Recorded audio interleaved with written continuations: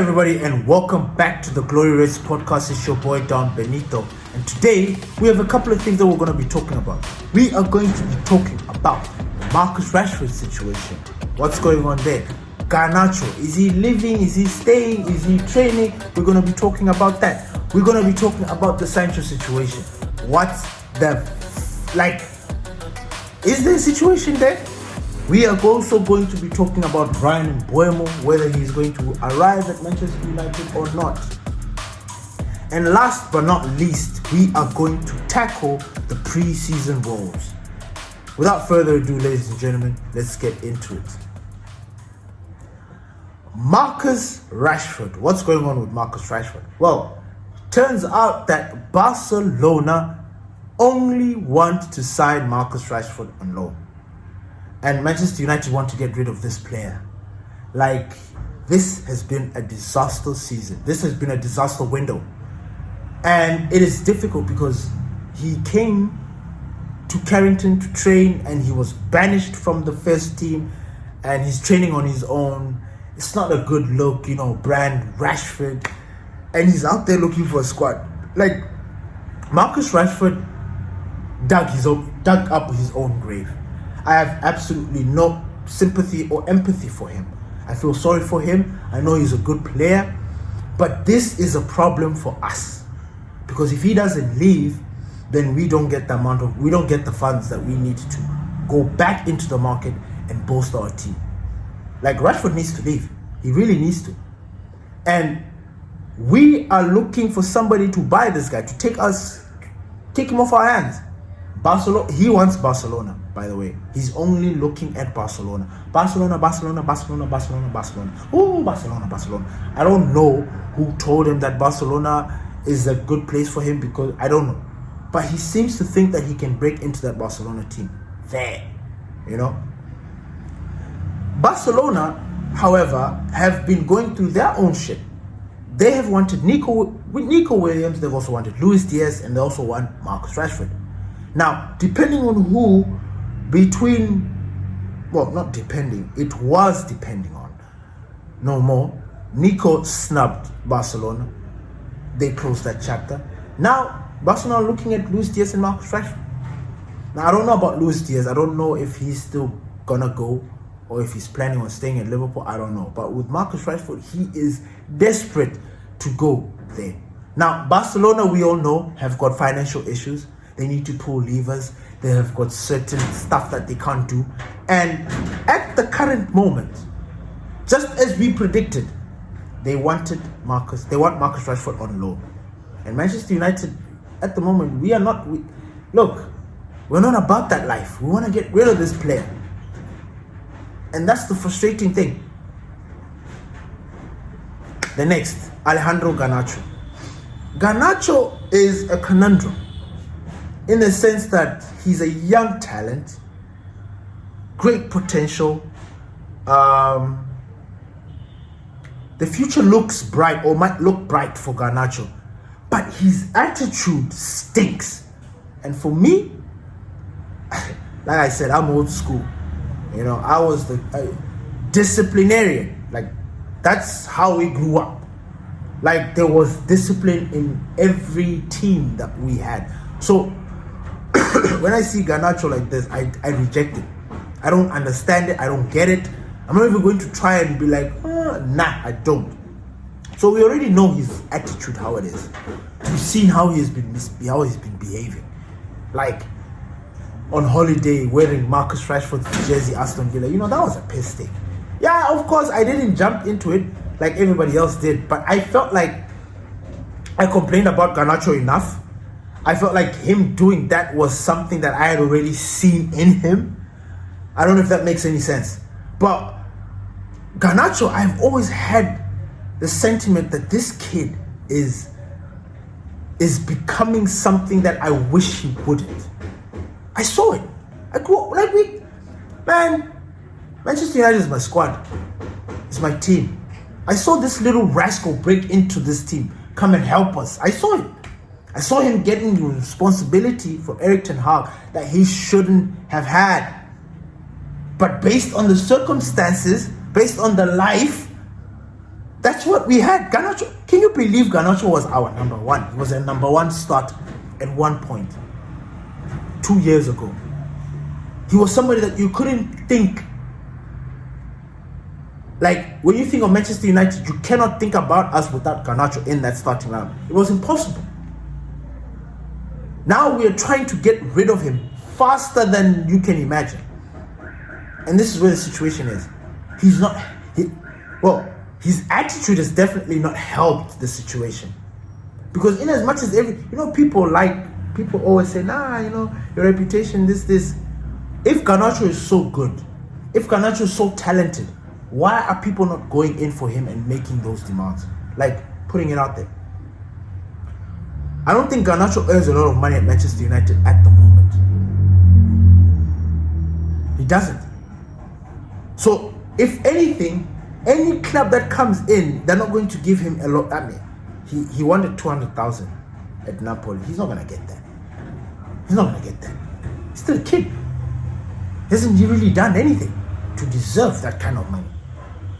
So I'm sitting here thinking to myself, what the fuck, Garnacho? Why do you have to misbehave and do all this thing? And so basically for me, the way I see it, Garnacho, in as much as people say he's a generational, do they say he's a generational talent? Nah, they say he's a talented player. Fine. I don't see him, why are people not scrambling for him? That's my question. Chelsea at one point were in for him. Why are they not in for him? It's because of his attitude. You see, some teams are not willing to deal with this kind of attitude, and this is the problem that we have. And Garnacho, this situation is just fucked. It is. We need to get rid of this player. We need to, as soon as possible, faster than yesterday, faster than the speed of light. We need to get rid of this player. But the latest is he's there. He has not been. There were very conflicting reports that came out that he was banned and also not banned. They say he's there, but he's not there. So I'm not really sure. I have a feeling he's there and he's just doing his thing on his own, just like what Rashford did. And I like that. I like that Ruben Amorim is putting a boundary. He doesn't want these players that he doesn't want to influence or have some sort of disruption with his team. I like that. Sancho's situation is also another one. You see, we thought part of this summer window was players needed to go. Players needed to bounce. And if there's one club that we need to get an example for, it's Chelsea. Chelsea do not hold on to baggage. Nah, they don't. They get rid of it. They bring in the new shiny toy. You are adios.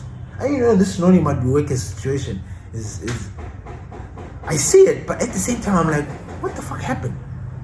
Did I miss something? It's that kind of feeling. So the Sancho situation, I'm sitting here thinking to myself, this guy, is he going to go? Or he might come back? I don't know. Juventus, Napoli, they're just reports all the time. Reports. But I've not seen any bid. I've not seen any of those clubs coming in. I've not. And this is the thing that is confusing people, because we'll see a headline, these guys are interested or they're willing to get back into the... But then that is nothing. That means nothing. If you want to get some sort of concrete evidence or proof that there's something moving, personal terms have been agreed. Personal terms have been agreed. Then player to club, there's been already some negotiation. There's been a conversation.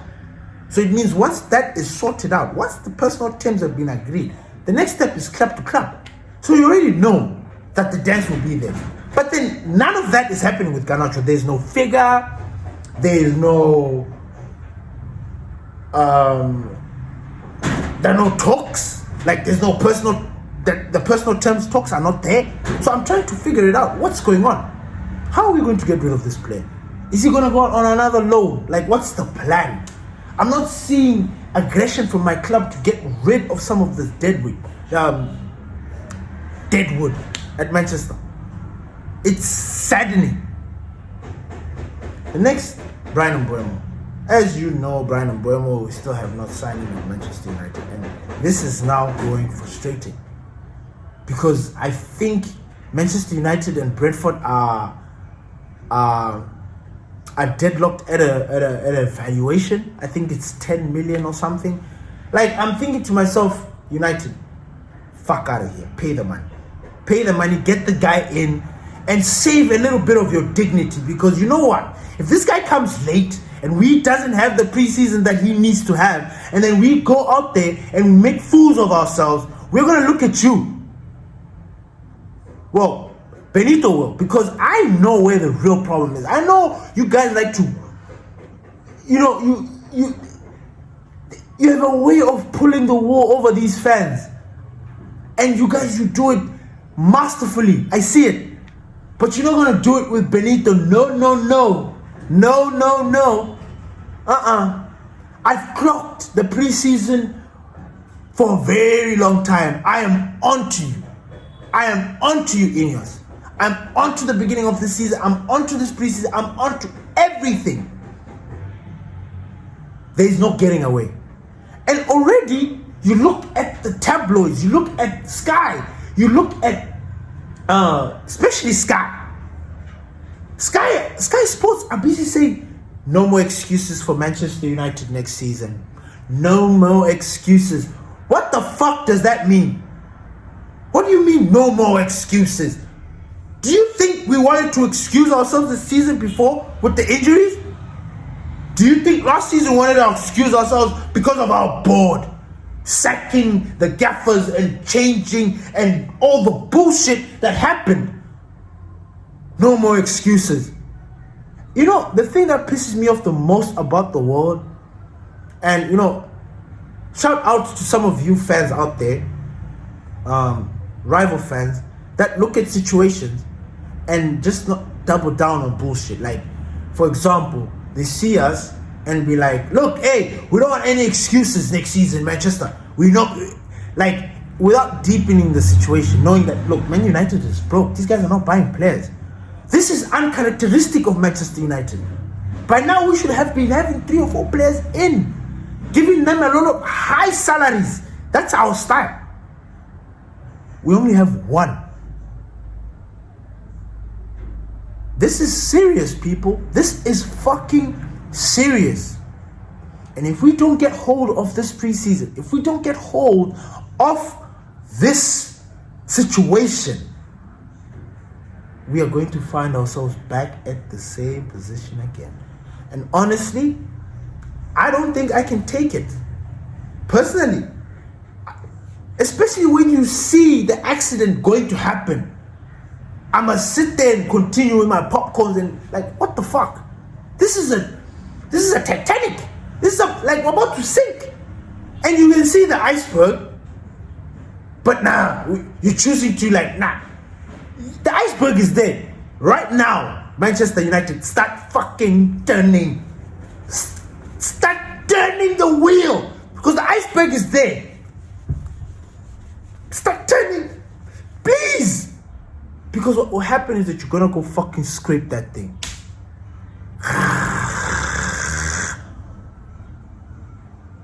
Everybody, iceberg, we hit the iceberg. Nobody sees what we hit because the thing is still moving. And the problems are down there. That's Manchester United. The problems are so deep, big, inside, deep rooted. Attitude problems. Players who think the sun rises out of their ass. All of that. This is what's happening. And you sit there and you be like, what? I'm going to sit here and support this team. No matter what. Like, I get it. And United is taking fans to a place they do not want. Like, I understand that we have got this situation of fans and football fans and loyalty and stuff. But look, keep taking certain teams down. This football is changing. Nobody's going to accept Manchester United be a team that is languished at the bottom half of the season, of the league. Not fighting for trophies. Impossible. And what does that mean? That means that Ruben Amorim is in danger. Yeah. Because if Ruben Amorim doesn't get the results in the beginning, by December he's gone. He's gone. And who are we going to bring in next?